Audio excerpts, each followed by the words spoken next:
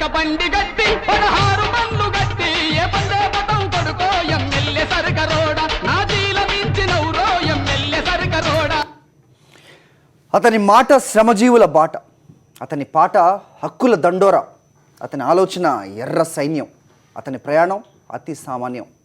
జన సమూహంలో అడవి దివిటీలు వెలిగించిన సినీ కార్మికుడు, నమ్మిన సిద్ధాంతం కోసం జెండా వదలని సింగన్న ఆర్ నారాయణమూర్తి.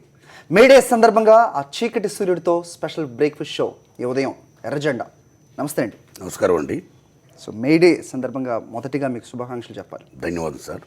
సో కార్మికుల దినం అని కొంతమంది, లేబర్ డే అని ఇంగ్లీష్లో, దానికి కార్మికులకి ఒక రోజంటూ అంకితం ఇచ్చారు. సో దాన్ని హాలిడేగా ప్రపంచ దేశాలు చాలా పాటిస్తున్నాయి.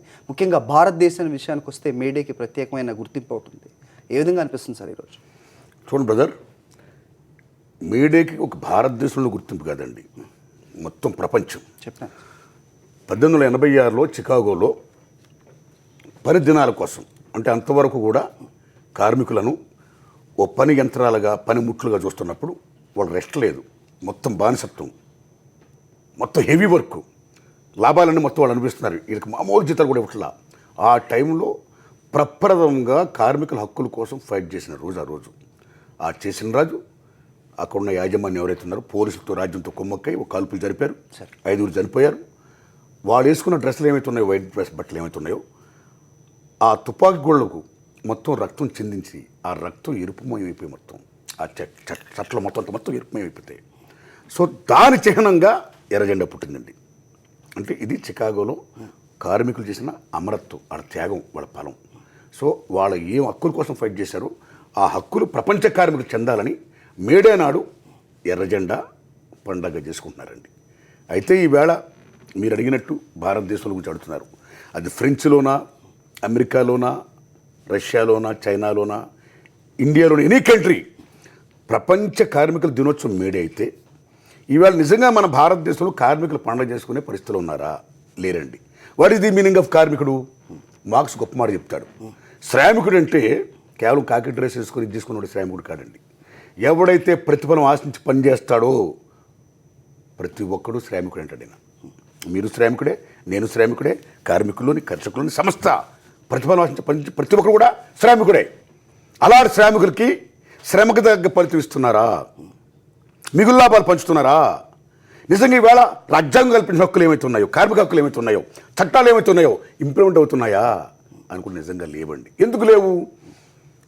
ఏ రోజైతే ఆ రోజు మన భారతదేశంలో బ్రిటిష్ వాడు in the name of East India Company how they entered into our country and how they looted our economy and how they captured our సావరానిటీ.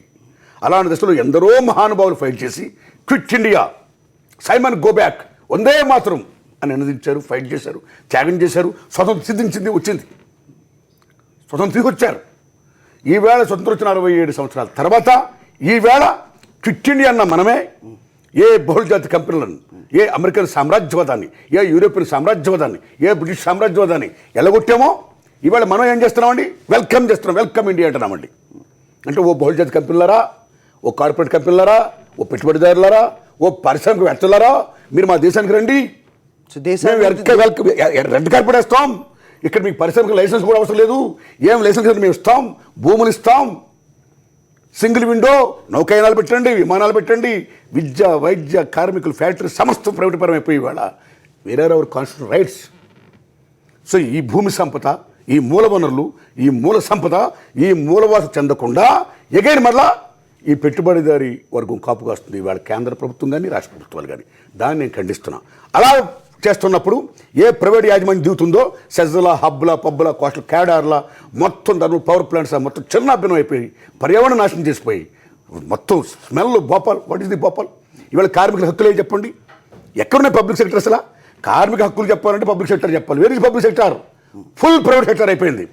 మళ్ళీ ఎగైన్ బానిసత్వం. కాబట్టి 1886లో మేడే గురించి ఎంత ఫైట్ చేశారో వాళ్ళకి నిజమైన నివాళి ఎప్పుడంటే ఈవేళ నాట్ ఓన్లీ ఇండియా, ప్రపంచ పర్వంగా మొత్తం అందరూ కూడా మళ్ళీ ఫైట్ చేసి మళ్ళీ మా హక్కులు మాకు చెందాలంటే పబ్లిక్ సెక్టార్లో ఉండాలి. ఈ మూల సంపద, ఈ మూల వనరులు, ఈ మూలవతలకి చెందాలంటే గవర్నమెంట్ రాజ్యాంగం ఏమైతే కల్పించిందో హక్కుల కోసం మనందరూ ఫైట్ చేయాలి అని చెప్పేదే నిజమైన మీడియా అండి. ఎందుకని?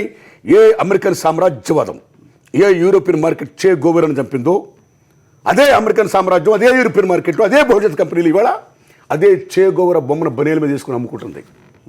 That is the fate of the market, the nation, the universe. That is the victory of victory. That is not the victory. దోపిడీ ఆఫ్ ఈ భవిష్యత్ కంపెనీ మార్కెట్. ఆ దోపిడీకి వ్యతిరేకంగా మనం ఫైట్ చేయాలి. అది నిజమైన విక్టరీ, అది నిజమైన మేడే. ఇప్పుడు మీరు చెప్తున్న దాంట్లోనే మల్టీనేషనల్ కంపెనీస్కి ఏదైతే రెడ్ కార్పెట్ పరుస్తున్నారో దేశాలు, మన దేశం గురించి చెప్తున్నారో, దానివల్ల ఎంప్లాయ్మెంట్ పెరిగితే నష్టమే ఉందండి. మంచి మాట చెప్పారు బ్రదర్. ఎంప్లాయ్మెంట్ ఎక్కడ పెరుగుతుంది, ఎవరికి పెరుగుతుంది? అది కొద్ది మందికి పెరుగుతుందండి. ఆ కొద్ది మంది ఎవరండి? వాళ్ళకు అనుకూలంగా ఉన్నవాళ్ళు. మీరు ఏ పబ్బులకు వెళ్ళండి, ఏ సెజ్జలకు వెళ్ళండి, ఏ పారిశ్రామిక కేడర్కి వెళ్ళండి, అక్కడ ఉద్యోగాలు చేసినంత మన భారతదేశంలో 80% పీపుల్ ఎవరంటే ప్యూన్లు, గుమస్తాలు, అటెండర్లు, వాచ్మెన్స్. ఓకే, కొద్దిమంది మాత్రమే పెద్ద పెద్ద పోస్టులు ఉన్నారండి, మంచి మంచి శాలరీస్లు ఉన్నాయండి. దానికోసం అండి ఇంత ఇంత ఇంత ధారత్వం చేసేది. అంటే మీరు చెప్పిన పరంపర గురించి మాట్లాడితే బ్రిటిష్ వాళ్ళు ఈస్ట్ ఇండియా కంపెనీతో మన దగ్గరకు వచ్చి వెళ్ళిపోయారు. స్వాతంత్ర పోరాటం జరిగింది, వాళ్ళని మనం వెళ్ళగొట్టాం సక్సెస్ఫుల్గా. స్వాతంత్రం వచ్చింది, 67 సంవత్సరాలైంది. సో భారతదేశం అభివృద్ధి చెందుతుంది అని చెబుతున్నాం, అభివృద్ధి చెందే దిశ నుంచి అభివృద్ధి చెందిన దిశగా ప్రయత్నిస్తున్నాం, వెళ్తున్నాం, మేక్ ఇండియా అని చెప్తున్నాం.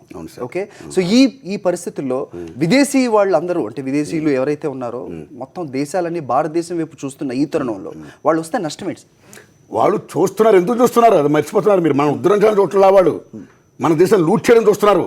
ఎందుకంటే భారతదేశం ప్రపంచంలో అతిపెద్ద ప్రజాస్వామ్య దేశమే కాదు, అతి సంపన్నమైనటువంటి సహజ సంపదలు కలిగిన దేశం ఇది. ఇప్పుడు కూడా సహజ సంపదలు మామూలు కాదండి. సహజ సంపదలు, మానవ వనరుల శక్తి అమోఘమైనది భారతదేశం. సో దాని మీద కొన్నేసారు వాళ్ళు, అందుకు వస్తున్నారు. వాళ్ళు ఊరికనే వస్తున్నారా అండి? ఊరికనే వ్యాపారం చేస్తారా వాళ్ళు? సో ఈ తరుణంలో మరి కార్మికులకి జరిగే మంచి, మీరు మాట్లాడిన శ్రామికులు, కార్మికులు ఎవరైతే ఉన్నారో వీళ్ళకి ఎప్పుడైతే వీళ్ళ హక్కులు ఎప్పుడైతే వీళ్ళు ధైర్యంగా నిలబడి మాట్లాడగలరో ఆ రోజు వస్తుందని మీరు అనుకుంటారు? డెఫినెట్గా వస్తుంది. ఆల్రెడీ ఫైట్ చేస్తున్నారు. పోరాటం ఎన్ని రోజులు సార్? బతుకంతా పోరాటమే, జీవితంతో పోరాటమే, మానవ జీవనమే ఎవడు ఉనికి కోసం వాడు చేసే ఫైట్ అండి. ఈ పోరాటం తప్పదు. ఎవరు లాస్ట్? చైనా ఉందండి. చైనాలో ఆ రోజుల్లో మావో రెవల్యూషన్, కల్చరల్ రెవల్యూషన్ బేబచ్చం అండి. స్టిల్ ఇవాళ ప్రైవేట్ పరం అయిపోతుంది. స్టిల్ ఇక్కడ ఫైట్ జరుగుతుంది. రష్యాలో ఫైట్ జరుగుతుంది, ఫ్రాన్స్లో ఫైట్ జరుగుతుంది, అమెరికాలో ఫైట్ చేస్తుంది, ఇండియాలో ఫైట్ జరుగుతుంది. జాతుల పాటు ఎక్కడ లేదండి. ఎక్కడ అణచివేత ఉంటుందో, ఎక్కడ దోపిడీ ఉంటుందో అక్కడ ఆటోమేటిక్గా తిరుగుబాటు ఉంటుందండి. ఆ తిరుగుబాటు అనేది అనేక రూపాయలు ఉంటుందండి. మొత్తానికి ఎర్ర జెండాకి ఒక ఇది చెప్పారు మీరు, ఒక తెల్లగా ఉన్న బట్టలు రక్తంతో తడిసి ఎర్రగా, దానికి ఎర్ర జెండాకి ఒక నిర్వచనం మీరు చెప్పడం జరిగింది. సో అదే ఎర్ర జెండాపై మీరు పాడిన పాటని మీరు సినిమాల గురించి మాట్లాడాలంటే ఆ పాటను ఒకసారి చూద్దాం, మళ్ళీ మాట్లాడదాం. Let's see that's.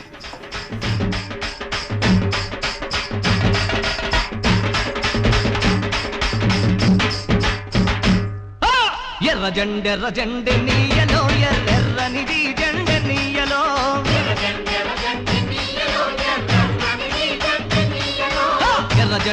జెండె నీయలో, ఎర్రనిది జెండె నీయలో,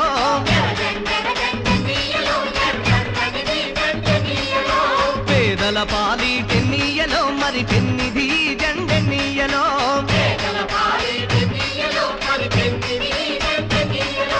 ఎర్ర జెండె నీయలో, ఎర్రనిది జెండె నీయలో.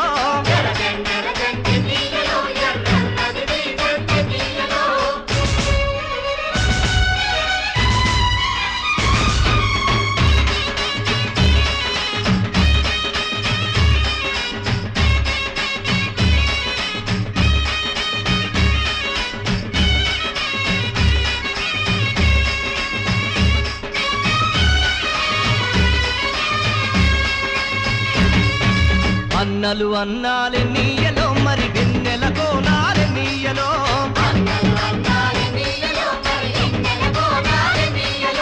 వెన్నెల కోనాలే నీయలో, మరి వెలుగు రవ్వాలే నీయలో,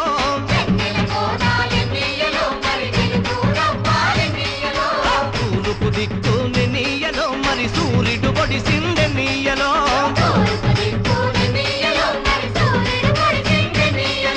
ప్రజల కొరకు ఎన్నీయలో, మన అన్న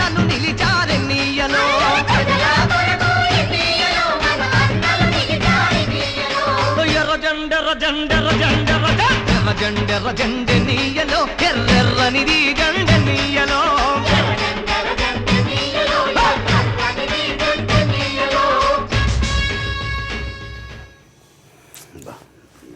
అల్లం వీరన్న గారు రాశారండి ఆ పాట సార్. వందేమ శ్రీనివాస్ గారు పాడారండి ఎంత గొప్ప పాట చూడండి, అతిరామమైన పాట చూడండి. మా తల్లి సరే, ఈ ఉద్వేగం ఏదైతే ఉంటుందో, ఆవేశం ఒక పెయిన్ నుంచి పుడుతుంది. అంటే నిన్న శ్రీశ్రీ గారి జయంతి సందర్భంగా మనం అది గుర్తు చేసుకొని, అవునండి. సో మీరు ఈ రోజు ఉన్నారు కాబట్టి దాని గురించి కూడా మాట్లాడాలి. 100%. సో కార్మికుల దినోత్సవం లేకపోతే ఏదైనా ఉద్యమం ఏది తీసుకున్నా ఆవేశం అనేది ముఖ్యంగా కనబడుతూ ఉంటుంది. లోపల ఉద్వేగం ఏదైతే పెయిన్ ఉంటుందో దాన్ని బయటికి తీసుకొచ్చేది ఆవేశమనే చెప్పాలి. అదండి. ఓకే, మీ పాటలు చూస్తుంటే కనుక ముఖ్యంగా కనపడేది చూస్తూ ఉంటాం మనం. సార్. సో ఆ పెయిన్ నుంచి మొదలైంది అని చెప్పాలంటే మీది ఎప్పటి నుంచి ఈ ఇన్స్టింక్ట్ అంటారు, ఎప్పటి నుంచి మొదలైందంటే మీరు ఏం చెప్తారు? చూడు బ్రదర్, ఈ పెయిన్ నాకు మీకే కాదు, చూసి తేలు కూడా అది వెళ్తున్నాడు, మీరు అలా కొట్టబోయిననుకోండి సక్కన లేచి ఇదేస్తుంది తేలు సీమ. సో ప్రకృతిలో జీవరాశిలో తన బతుకు తను హ్యాపీగా పోతున్న దశలో తన బతుకు అడ్డంకం వస్తూ తన బతుకుని చిన్నాభిన్నం చేయాలనుకున్నప్పుడు చిన్న ప్రాణి కూడా రివోల్ట్ అవుద్దండి.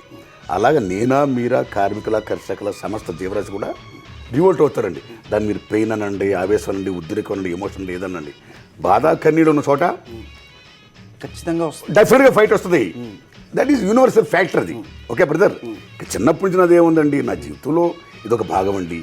ఓకే బ్రదర్, మిమ్మల్ని బాగా అంటే ఇన్స్పైర్ చేసిన ఇదేంటంటే, అంటే ఇప్పుడు చిన్నప్పటి నుంచి ఎన్టీఆర్ నాగేశ్వరరావు సినిమాలు చూసి మీరు నటనపై ఆకర్షితులు 100% అండి. సో అదొక నటన అనే ఒక ప్యాషన్ తోటి మొదలైన మీరు అవునండి కొంచెం అంటే ఇప్పుడు కేవలం నటనే అనుకున్నాం అనుకోండి సార్, ఏమనుకుంటారు నటనలో ఇన్స్పిరేషన్ ఏంటి? మనం చూసాం ఒక నటుల్ని, నటనలో పెద్దవాళ్ళంటే ఒక హీరో అవ్వాలి, ఒక కమర్షియల్ హీరో స్థాయికి ఎదగాలి. Issue brother, first of all cinema అనేది ఒక అర్థం.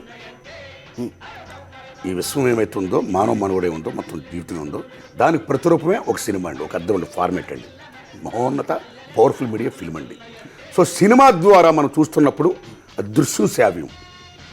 సో కళ్ళ ముందు ఏం జరుగుతుంది ప్రపంచపరంగా, ఎలా స్పందిస్తున్నారు, మనం ఏం చేయాలి అన్నిటిని మించి కళ కోసం, కళ కేవలం వ్యక్తిగత వికాసం కోసం, ఆనందం కోసం ఒక సెక్టార్ అంటే కాదు, కళ కోసం కాదు, కళ ప్రజల కోసం అన్నది మహానుభావుడు శ్రీశ్రీ గారు. That is the greatness of Sri Sri. అది ఏమాత్రం ఎక్సెల్ అయిందంటే ఏమంటారు సార్? ఏమాత్రం ఎక్సెల్ అంటే ఎక్సెల్ మీన్స్ ఎంతవరకు అది సక్సెస్ అయింది అంటే ఆ వాదం అంటే మన కోసం, మీరు చెప్పినట్టు మన ఆనందం కోసం కాదు, కళ్ళ ప్రజల కోసం. ఓకే బ్రదర్, అందులో మన ఆనందం ఉంది, మన తృప్తి ఉంది, సేమ్ టైం ప్రజల కోసం అని ఎందరో మహానుభావులు చెప్పారు. మన మహాకవి శ్రీశ్రీ గారు చెప్పారు. ఆ పాటలో చాలామంది నలుస్తున్నారండి. సో హాలీవుడ్ చిత్ర పరిశ్రమని నా చేతుల్లో పెట్టండి, 6 సంవత్సరాల్లో ప్రపంచ చరిత్ర మార్చేస్తుంటాడు ఎన్ని మహాశయుడు. అంటే that is the importance of cinema media, right? Mao ఏమంటాడండి, కళ కోసం కాదు, కళ ప్రజల కోసం. కాబట్టి సినిమా అనేది పవర్ఫుల్ మీడియా, మీరు దాన్ని తీసుకోండి, దాంతో మీరు చెప్పండి అంటాడు ఆయన. అలాంటి దశలో మన సినిమాలు చూస్తున్నప్పుడు you see the films of Charlie Chaplin, the Great Dictator, ఓ పత్తేరి పంచ సత్యత్రయ గారి సినిమా చూడండి, ఒక గొడవల రామబ్రహ్మం గారి ఒక రైతు బిడ్డ చూడండి, మా గురువు గారి ఓమని స్త్రీ చూడండి, విశ్వనాథ్ గారి కాలమ్మారిని చూడండి, బి నరసింహరావు గారు గౌతమ్ ఘోష్ గారు మా భూమి చూడండి, రవి గారి సినిమాది. ఓకే, మాదాల రంగారావు గారి ఎర్రమల్లి చూడండి, నా ఎర్రసేన్ చూడండి, నా అర్ధరస్వంతం చూడండి, మా గురుగారు శ్రీరామం చూడండి, వజదక్ష చూడండి, అనేక మంది ఎందరో మహానుభావులు తీస్తున్నారు. టీ కృష్ణ గారి సినిమాలు చూడండి, ప్రత్యేక నటి. సో ఏం జరుగుతుంది, ఎలా అణగదొక్కబడుతున్నారు, ఎలా రీవోల్ట్ వస్తుంది, ఏం చేయాలి అనే ప్రయోజన సూత్రం ఏమైతే ఉందో ఆ సూత్రాలు మనం ఇనుముడు చేసినప్పుడు సినిమాలు చూసి అందరూ మారుతారు. కాబట్టి సినిమా అనేది వేస్ట్ కాదండి, మహా పవర్ఫుల్ మీడియా. ఆ రోజుల్లో మనం రామారావు గారి సినిమాలు చూసామనుకోండి, ఓ ఉద్రేకం, ఓ ఉల్లాసం, ఓ ఆవేశం, ఓ ఉత్తేజం, ఒక ఉద్రేకం మామూలుగా సార్ రామారావు సినిమాలు చూస్తుంటే, రైట్? అలా నాగేశ్వర సినిమాలు చూస్తుంటే ఎవడైతే ప్రేమలో కానీ, మానసిక విషయాల్లో కానీ, కుటుంబపరమైన విషయాల్లో కానీ, ముఖ్యంగా లవ్లో అవుతారో, సక్సెస్ అవుతారో, బాధపడతారో, అటువంటి వాళ్ళందరికీ ది బెస్ట్ మెడిసిన్ అక్కడ నాగేశ్వర సినిమాలండి. ఉదాహరణకి మురళీకృష్ణ సినిమా ఉంది. ఆ సినిమాలో ఆయన ఒక అమ్మాయిని ప్రేమిస్తాడు, జమున గారి వేషాన్ని. ఆవిడకి వేరే వాళ్ళతో పెళ్ళి అవుతుంది, ఆవిడ ఫీల్ అవుతుంది, ఈయన ఫీల్ అవుతారు. అప్పుడు ఈయన ఏమంటాడు, అది మహాకవి శ్రీశ్రీ గారు రాసిన పాట అది. ఎక్కడ ఉన్నా ఏమైనా మనమెవరికి ఎవరు వేరైనా, నీ సుఖమేనే కోరుకున్నా, నిన్ను వీడి అందుకే వెళుతున్నా, నీ సుఖమే నే కోరుకున్నా. ఎంత గొప్పగానండి సార్. సో ప్లీజ్, ఎంత గొప్పగానండి. దట్ ఈస్ ది, అంటే ఎవడైనా బగ్గన ప్రేమికుడైతే ప్రేమించిన అమ్మాయి దక్కకపోతే ఫీల్ అయిపోకుండా ఆ సినిమా చూసి ఆ పాట చూసి ఇన్స్పైర్ అయ్యి మళ్ళా హ్యాపీగా ఉంటాడు, రైట్? అలాగే రామారావు సినిమా చూసి చూసారనుకోండి, మేజర్ సంతకత్తు పుణ్యభూమి నా దేశం నమో నమామి అన్న జాతి భక్తి, దేశం భక్తి ఎంత గొప్ప చెప్పాడు ఆయన. సో అలాంటి సినిమాలు చూడడం వల్ల మనం ఎంత ఇన్స్పిరేషన్ అవుతుంది. ఎర్రజండి నీయలో నా సినిమా అంటే కార్మికులు గొప్పతనం, కర్షకులు గొప్పతనం, ఎవరి సంపలితం కూడా దక్కాలనే విశేషం అందులో ఉందండి. అలా గూడాంజీ గారు రాసిన పాట చూసుకోండి. ఊరు మనదిరా ఈ వాడ మనదిరా పల్లె మనదిరా ప్రతి పనికి మనవురా. ఊరు మనదిరా ఈ వాడ మనదిరా పల్లె మనదిరా ప్రతి పనికి మనవురా. సుత్తి మనది, కత్తి మనది, పలుగు మనది, పార మనది. సుత్తి మనది, కత్తి మనది, పలుగు మనది, పార మనది. బండి మనదిరో బండెడ్లు మనవిరా, బండి మనదిరో బండెడ్లు మనవిరా. నడుమ ఇన్ బిట్వీన్ దొరేందిరో దొర పీకుడేందిరో జాలిం కౌనురే ఉస్క జులుము క్యారే. క్రియేట్ అర్థం. What is the meaning of దొర? దొర అంటే నాట్ క్యాస్ట్, ద లోటర్, పెత్తందారు, దోపిడి చేసుకున్నవాడు, చేసేవాడు. కాబట్టి శ్రమజీవులం మేము, శ్రమ మాది, ఈ ఫలితం కూడా మేము అనుభవించాలి అని ఎంత గొప్ప పాట రాశాడు గూడాంజీ గారు. సో ఆ పాట మహానుభావుడు రాసిన వల్ల బాలసుబ్రహ్మణ్యం పాడారు, మేము యాక్ట్ చేసాం. ఎంతమంది చూసి నిజంగా ఫైట్ చేశారండి. So that is the inspiration of the movie and song. కళ చాలా గొప్పదండి, కాబట్టి అందరూ ఇన్స్పైర్ అవుతాం, మంచి తీసుకోవాలంతే. ఇది మా ఫీలింగ్. సో ఇంత గొప్పగా చెప్పారు కళ గురించి. సో సినిమా పరిశ్రమ గురించి మాట్లాడదాం. ఇది ఎక్కడో అమెరికాలో మొదలైన మీరు చెప్తున్నట్టు ప్రపంచ దేశాలన్నిటిలో టచ్ అయ్యే సబ్జెక్ట్ ఏదన్నా ఉంది అంటే కార్మికులు, ఈ శ్రామికులు అనేవి. ఇది సో సినిమా పరిశ్రమ గురించి మాట్లాడాలంటే ఇక్కడ పెట్టుబడిదారు లేరంటారా, పెత్తందారు లేరంట? సీ బ్రదర్, ఒక సినిమా ఫీల్డే కాదండి, ప్రపంచం మొత్తం అంతా పెట్టుబడిదారు ఉన్నాడు, కార్మికుడు ఉన్నాడు, బోత్. ఇదొక మానవ మనుగడలో ఒక కార్యరూపంలో వెళ్తున్న ఒక ముఖ్యమైన భాగం ఇది. ఇంకా మా సినిమా వరకు వస్తే అండి ఎందుకు ఉండరండి? సినిమా తీసే ఆయన ప్రొడ్యూసర్ గారు, ఆయన పెట్టుబడి పెడుతున్నాడుగా. పనిచేసే వాళ్ళందరూ కార్మికులు, పని చేస్తున్నాంగా. ఇక్కడ మా సినిమా ఫీల్డ్ వరకు వచ్చిన పరిస్థితి ఏంటంటే, పూర్వకాలం రోజుల్లో నిర్మాతకి, దర్శకుడికి, నిర్మాతకి, హీరోకి, నిర్మాతకి పనిచేసే కార్మికులకి, రిమైనింగ్ ఆల్ సెక్టర్స్ 24 క్రాఫ్ట్స్, వాళ్ళందరూ గొప్ప అవినాభావ సంబంధాలు, ఒక కుటుంబ విలువలు, మానవీయ విలువలు, ఒక అటాచ్మెంట్ బాండేజ్, ఒక అన్న పెద్ద తల్లిలాగా వాళ్ళు ఉండేవారు, పిల్లలాగా మేము ఉండేవారు, అలా ఉండేదండి. అంటే ఆ రోజుల్లో కొబ్బరి బొండం నీళ్ళు తాగితే ఎలా ఉంటుంది అలాగే స్వచ్ఛంగా ఉండేదండి. ఇవాళ కోకోకోలా అయిపోయిందండి. అంటే అంత మార్కెట్, మెకానికల్ మార్కెట్, ఎవడ పని మళ్ళీ ఇదండి. ఇలాంటి దశలో ఏంటంటే సినిమా ఫీల్డ్కి వచ్చింది అంటే, ఒక సినిమా ఫీల్డ్కే కాదు ప్రపంచపరంగా దళారీ వ్యవస్థ పెరిగిపోయింది. దళారీ వ్యవస్థ ద మోస్ట్ డేంజర్. దళారీ మీన్స్ నా నుంచి మీకు, మీ నుంచి మాకు ఉన్న డైరెక్ట్గా మనం చేసుకున్నప్పుడు ఒక మధ్యవర్తి అవసరం వస్తాడు. ఆ మధ్యవర్తి అవసరం వచ్చినప్పుడు ఆ మధ్యవర్తి చేస్తున్న పని ఏంటంటే, తన శ్రమ ఫలితం తీసుకోకుండా ఈజ్ లూటింగ్ టూ మచ్. ఇక్కడ నాకు రావాల్సింది, నిర్మాతకు రావాల్సింది చాలామంది ఇవ్వకుండా పోతున్నారు. ఎలా పోతున్నారండి? మా సినిమా థియేటర్కి వస్తే ఇవాళ 24 క్రాఫ్ట్స్ కార్మికుల గురించి మనం ఆడుకోవాలి. మీరు మా సినిమా ఫీల్డ్లో ఎప్పుడు సినిమాలు ఎక్కువగా ఉంటాయో ఆ దశలో సినిమా ఫీల్డ్లో కార్మికులకి, ప్రొడ్యూసర్కి, యాక్టర్కి అందరూ కూడా పని ఉంటుంది. నిత్య కళ్యాణ్ పచ్చతోరణం అండి, రైట్ సార్? అలాంటిది రాను రాను మెకనైజేషన్ రావడం వల్ల, బికాస్ గ్లోబలైజేషన్ అయిపోయింది, ప్రపంచం మెకనైజేషన్ అయిపోయింది. ఈ దశలో మన భారతదేశంలో 70% వ్యవసాయ ప్రధానమైన దేశం. కుల వృత్తులు, ఇవాళ కుల వృత్తులన్నీ కొలాప్స్ అయిపోయాయి. కుల వృత్తులన్నీ కొలాప్స్ అయిపోయిన దశలో ఏమైపోయిందండి, ఈవేళ చాలామంది పని లేదు, పని లేకుండా వీధిని పడుతున్నారు, మీకు తెలుసది.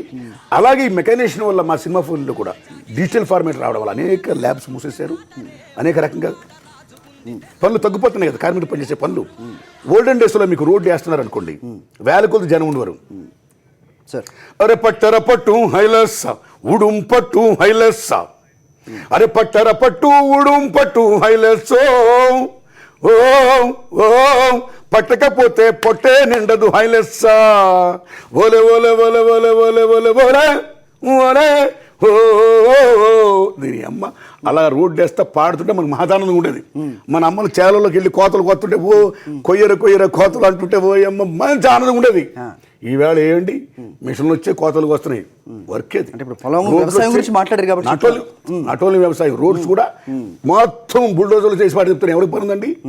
నేను చెప్పేది ఏంటంటే నోబుల్ శాంతి బహుమతి గ్రహీత ప్రొఫెసర్ అమర్ సింగ్ మాట చెప్తాడు, ఈ గ్లోబలైజేషన్ మెకానిజం వచ్చినప్పుడు మెకనైజేషన్ మనం ఆహ్వానించాలి.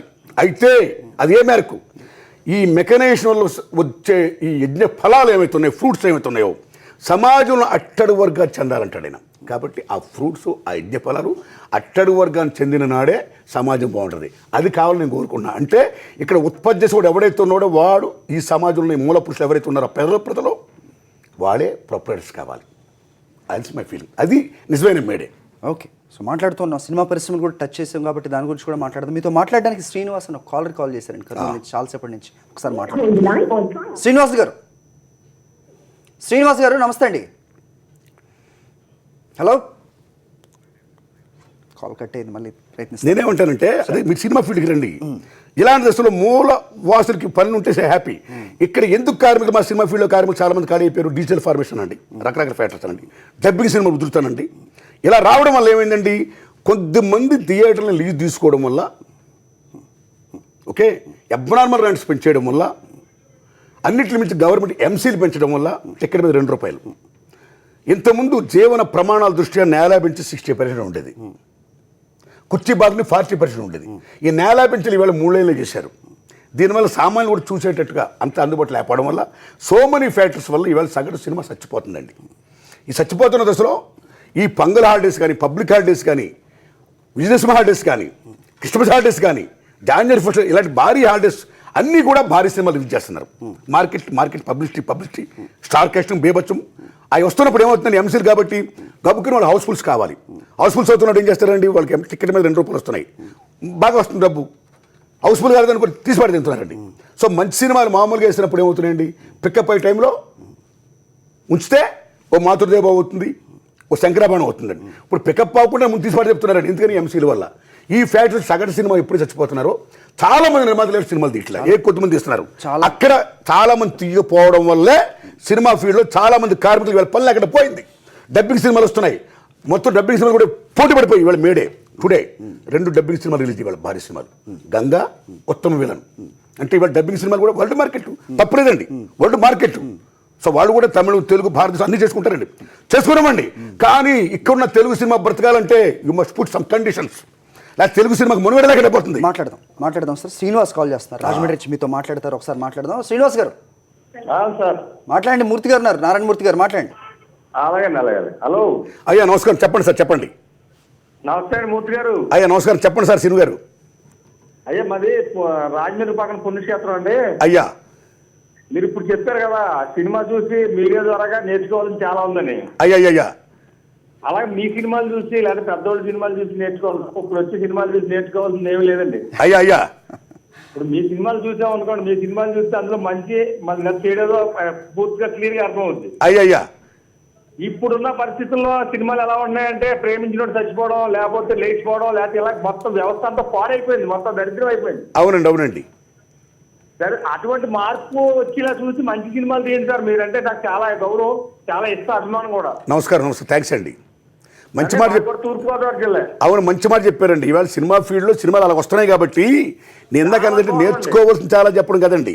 సినిమా ఫీల్డ్ చాలా పవర్ఫుల్ మీడియా, జాగ్రత్తగా ఉపయోగించుకోవాలి, మనము మంచి చూపించాలి అని చెప్తున్నామండి. మీ ఫీలింగ్ కూడా అదే. కాబట్టి మీరు అన్నట్టు సినిమా ఇండస్ట్రీ అందరూ కూడా మంచి సినిమాలు తీయాలని కోరుకుంటున్నాను మీరు అన్నట్టు. ఓకే, థ్యాంక్స్ అండి. రాంబాబు గారు కాల్ చేస్తున్నారు వైజాగ్ నుంచి, ఒకసారి మాట్లాడదాం. రాంబాబు గారు మాట్లాడండి సార్. నారాయణమూర్తి గారు. అయ్యా నమస్కారం అండి. అయ్యా గురువు గారు, శుభోదయం, కార్మిక దినోత్సవ శుభాకాంక్షలు. వందనాలండి. మీకు ఛానల్ బట్టి అయ్యా 2 నిమిషాలు అవకాశం మాట్లాడదామని అనుకుంటున్నాను సార్. అయ్యా నేను తమ అభిమాని. అయ్యా నేను కార్మికుడిని సార్. 24 సంవత్సరాలు జర్నలిజంలో పనిచేస్తున్నాను రిపోర్టర్గా సార్. 1 సంవత్సరం పనిచేసాను, 3 లక్షల రూపాయలు జీతం ఉండేది సార్. అయితే ఇప్పుడు పనిచేస్తున్న కార్మికులు ఉన్నారు కదా సార్. సార్, ఒక రైతు కానీ ఒక కూలీ కానీ పనిచేస్తే వారం రోజుల తర్వాత పేమెంట్, లేదా 10 రోజుల తర్వాత పేమెంట్ ఇస్తారు సార్. సార్ బట్ జర్నలిజంలో కూడా సమదోపిడి ఉంది సార్. సార్ ఈ రోజు రాసిన వార్తకి 2 నెలల తర్వాత కానీ 3 నెలల తర్వాత కానీ ఒక మండల స్థాయిలో రిపోర్టర్కి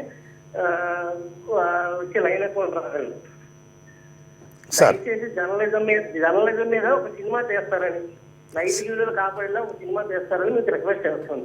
వందన ధన్యవాదాలండి, థ్యాంక్స్ అండి. చాలా సినిమాల్లో జర్నలిస్ట్ పాత్ర చాలా గొప్పగా చాలామంది చూపిస్తున్నారండి. జర్నలిస్టులో ఉన్న లోపాలు చూపిస్తున్నారండి. Because media is 4th estate, such a powerful media ఈవేళ ప్రపంచాన్ని ప్రభావితం చేస్తుంది. అలాంటి మీడియా ఈవేళ ప్రో ఉందండి, యాంటీ ఉందండి. అంటే మీడియాలో కూడా మార్కెట్ ధోరణులు పెరిగిపోయాయి. ఇలాంటి దశలో అంటే సత్యం ఎవరు ఏదో చెప్తుందో, సత్యాన్ని వెలికి ఏది తీస్తుందో అదే నిజమైన జర్నలిజం అండి. సత్యం వైపు నిలబడాలి, ధర్మం వైపు నిలబడాలి. అలా కాకుండా కొంతమంది స్వప్రయోగం కోసం ఈవేళ చాలామంది పనిచేస్తున్నారండి మీడియాలో. కొంతమంది నిజాయితీ రోల్ ప్లే చేస్తారండి. కాబట్టి ఈ దశలో జర్నలిస్ట్ ఏం చేస్తాడు, ఏం చెయ్యాలి, రైట్స్ ఏంటి, ఆయన డ్యూటీ ఏంటి, అన్నిటినీ మించి ఆయన ఇటువైపు ఉండాలి. Towards people or not, towards state or not, towards state కాదు, టువర్డ్స్ పీపుల్ ఉండాలి అనే ఉత్తమమైన రూల్ ఎవరు ప్లే చేస్తారో ఆయన నిజమైన జర్నలిస్ట్ అండి. ఆ దశలో నాకు ఫీల్ అయినప్పుడు తప్పకుండా మీరు అన్నట్టు జర్నలిస్ట్ మీద నేను సినిమా తీస్తాను సార్. థ్యాంక్స్ అండి. థ్యాంక్ యూ అండి కాల్ చేసేందుకు. స్వామి కాల్ చేస్తున్నారు నర్సరావుపేట నుంచి. మాట్లాడండి సార్ స్వామి గారు. నరసరావుపేట అండి. మాట్లాడండి స్వామి గారు, మాట్లాడండి నారాయణమూర్తి గారితో. నమస్తే అండి నారాయణమూర్తి. నమస్కారం అండి స్వామి గారు. నమస్కారం, చెప్పండి. మూర్తి గారు నమస్కారం. చెప్పండి సార్, చెప్పండి. సార్ నరసరావుపేట నుంచి అండి. అయ్యా నమస్కారం అండి. అయ్యా సార్ మీరు చేసే ప్రతి ఒక్క పిక్చర్ మేము చూస్తాం, చాలా బాగుంటది. ధన్యవాదం అండి. చాలా బాగుంటది, ఎందుకంటే పేదల పక్షాన్ని మీరు చేసే ప్రతి ఒక్క సినిమా మేము తప్పకుండా చూస్తాం ఫ్యామిలీ పరంగా. థ్యాంక్స్ అండి. థ్యాంక్ యూ అండి స్వామి గారు. ఇంకోటేనండి, ఈ రోజుల్లో కూడా ఇంత కంప్యూటర్ కాలంలో, ఇంత ఫాస్ట్ యుగంలో కూడా సార్ ఈ సినిమాలు మన పేదల పక్షాన, కార్మికుల పక్షాన తెచ్చినందుకు మేడ శుభాకాంక్షలు. ధన్యవాదం. Thank you very much sir. Thank you. మీలాంటి వాళ్ళని ఆదరిస్తున్నారు కాబట్టి నేను సినిమాలు తీయగలుగుతున్నాను brother. Thanks to you. Thank you Swami garu call చేసినందుకు. సో ఇంతకుముందు మాట్లాడారు మీరు, రోడ్లు వేస్తూ ఏదైనా శ్రమ చేస్తుంటే ఆ పాడుతూ ఉంటే ఆ వచ్చే ఆనందం వేరు, పని చేసే ఇది తెలియదు అని చెప్పి. సో మీరు ఇక్కడ కూర్చున్నారంటే మీరు చెప్పే మాటలతో పాటు ప్రేక్షకులు మీరు నటించిన సినిమాల్లోని పాటలు కూడా చూడడానికి ఇష్టపడుతూ ఉంటారు. ఒకసారి బండెనక బండి గట్టి సార్ ఏ సార్ ఒకసారి చూద్దాం.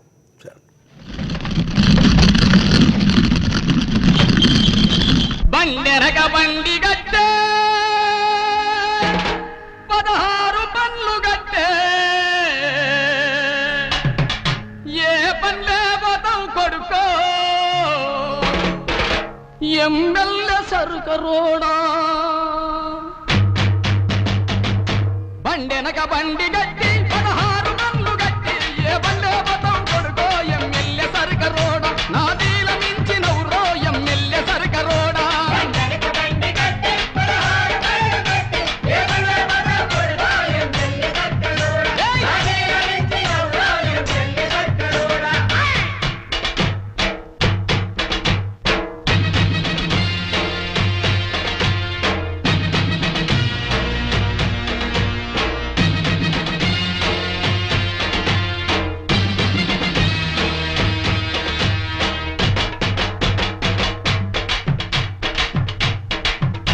పోలీసు మిలిటరీ రెండు బలవంతులానుకోని,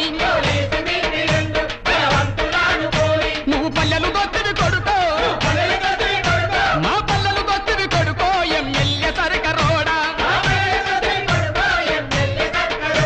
బండెనక బండి గట్టి 16 పన్లు గట్టి, ఏ బండే బతం కొడుకో ఎమ్మెల్యే సరుకరోడా. నా దీల మించినవురో ఎమ్మెల్యే సరుకరోడా.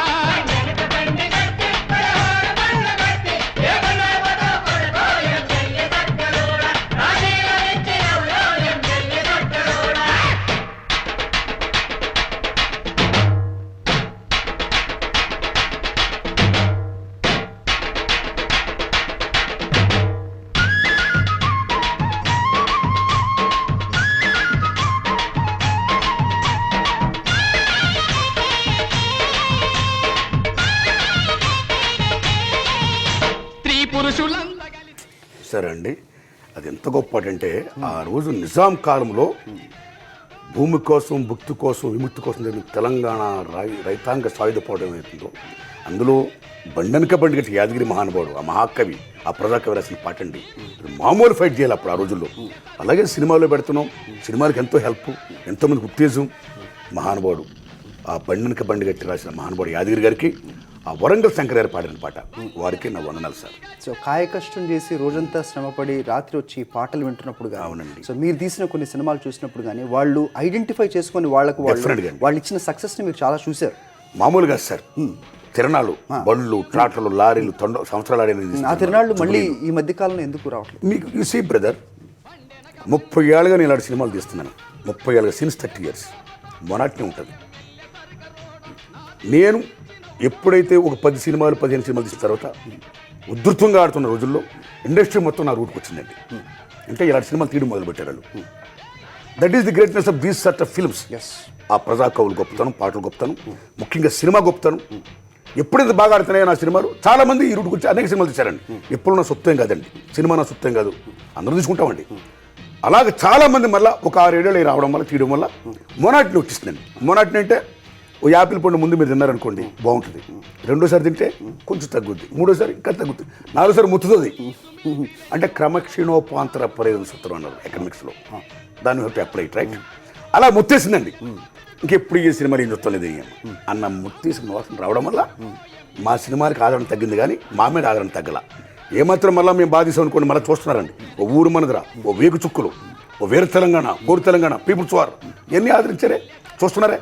అయితే టోటల్ గ్లోబలైజేషన్ అయిపోవడం వల్ల, ప్రపంచం మొత్తం ఈ మెకరేషన్ దీని వల్ల రావడం వల్ల, పాశ్చాత్య సంస్కృతి మ్యాక్సిమం ఇంపోజ్ అవ్వడం వల్ల మన భారతదేశంలో, అంటే ప్రపంచ వాణిజ్య సంస్థతో కుదుర్చుకున్న ఒప్పందాల్లో ప్రప్రదంగా పివి నరసింహరావు గారు చేసిన సైన్ ఏంటంటే, ఇక్కడ తెలుసా మీకు, విదేశీ సినిమాలను, విదేశీ సంస్కృతిని దిగుమతి చేసుకునేది చేయొచ్చు అనే దాని మీద సంతకం పెట్టారండి. ప్రపంచ వాణిజ్య సంస్థ మీద కూర్చున్న ఒప్పందాల్లో, ప్రపంచ బ్యాంక్ ఒప్పందాలు కానీ ఏం తెలుసు కదా మీకు.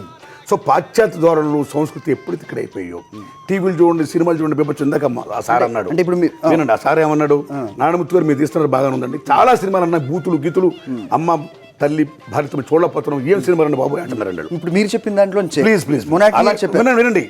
అలాగే టీవీలు, బేబచ్చ అన్ని సెక్స్ ఎక్స్ప్లోటేషన్ డెవలప్మెంట్ ఉన్నాయండి. అయినా సరే మంచిగా తీస్తున్న సినిమాలు ఉన్నాయి చూడండి, మళ్ళీ రాను రోజు బ్రహ్మాండంగా ఆడింది, బాధిస్తే జనం బ్రహ్మాండ చూస్తున్నారు. సో నా సినిమా వరకు ఈ మొనాటిని ఏమైతే వచ్చిందో, ఆ మొనాటిని కొంతకాలం పోద్దండి. మళ్ళీ యాపిల్ పండే మళ్ళీ నేను బాగా సినిమా తీశాను అనుకోండి, బాగా హిట్ అయింది అనుకోండి, మొనాటిని మొత్తం బ్రేక్ అయిపోద్దండి. సో అక్కడ తప్పితే అంతకంటే ఏమీ కాదు బ్రదర్.